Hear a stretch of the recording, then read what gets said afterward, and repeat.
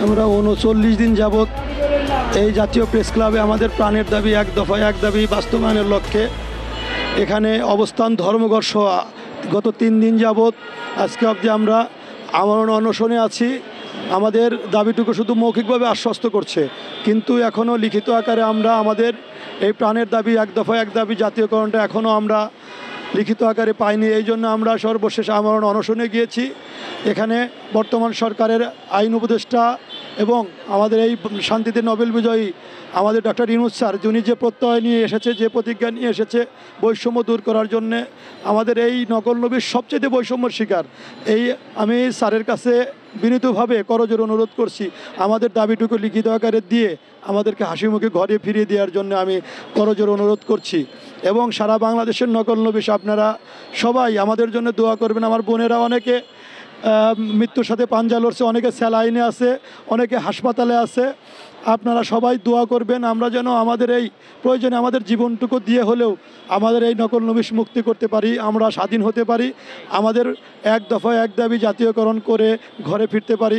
সবাই আমার জন্য দোয়া করবেন। বর্তমান সরকারের কাছে আমাদের সর্বশেষ চাওয়াটুকু যেন আমরা নিয়ে ঘরে ফিরতে পারি, এই প্রত্যয় এই আশা ব্যক্ত করছি।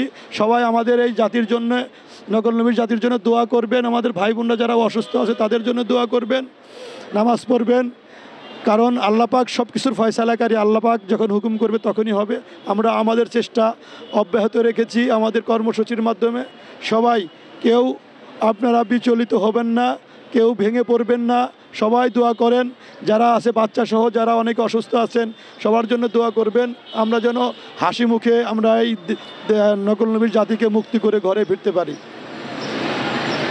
যৌক্তিক দাবি, প্রাণের দাবি আপনারা মেনে নিয়ে আমাদের এক দফা এক দাবি চাকরি জাতীয়করণ করে আমাদেরকে ঘরে ফেরার সুযোগ করে দিবেন। আমি আরও বলতে চাই যে আমাদের এই যৌক্তিক দাবিটুকু সারা বাংলাদেশের যেখানে গিয়েছি সেখানেই কিন্তু বলেছে যে আমাদের এই দাবিটুকু যৌক্তিক দাবি। তাহলে কেন আজকে 39 দিন যাবৎ এই জাতীয় প্রেস ক্লাবে আমরা পড়ে রয়েছি? আপনারা দেখেছেন যে আমরা কিন্তু রাত্রিতেও এখানে রাত্রি যাপন করি। এই খোলা আকাশের নিচে আমরা কিন্তু বিগত 3 রাত এখানে ঘুমাইছি। আমি সারা বাংলাদেশের যারা ঊর্ধ্বতন কর্তৃপক্ষ রয়েছেন, মাননীয় আইজার মহোদয় সহ সারা বাংলাদেশের যারা রয়েছেন, আইন সচিব, জনপ্রশাসন সচিব সহ সবার প্রতি উদারত আহ্বান জানাচ্ছি, আমাদের এই যৌক্তিক দাবিটুকু মেনে নিয়ে আমাদেরকে ঘরে ফেরার সুযোগ করে দিবেন এবং আমাদেরকে কাজের মান যাতে বৃদ্ধি হয় ততটুকু নিশ্চয়তা আপনাদের প্রদান করছি। এবং আমাদেরকে চাকরি রাজস্ব খাতে নিলে আপনাদের কোনো লস হবে না, বরঞ্চ লাভ হবে। আমরা আরও স্বতঃস্ফূর্তভাবে কাজের মানকে সামনের দিকে এগিয়ে নিতে পারবো। ধন্যবাদ সবাইকে।